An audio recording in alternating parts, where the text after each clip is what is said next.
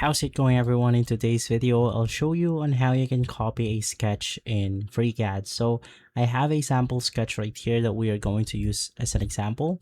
The first thing that you want to do is to just go ahead and double click on the sketch itself. And then you could just go ahead and make sure to highlight the sketches that you want to copy right here. So right after, you have multiple options to do this, which is to create a carbon copy.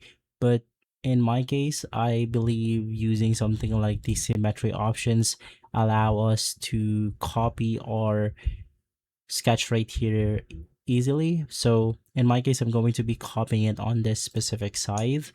And then right after, you could just go ahead and highlight the copied sketch. Then you want to use the move or array transform. So just go ahead and click on it. And from here, you then want to go ahead and make sure that you have moved it where you want to. So in my case, it's going to be somewhere right here. And basically right after, you should be good to go. That's how simple it is. If this video has been helpful, leave a like, subscribe, and follow us for more videos like this. Thanks for watching.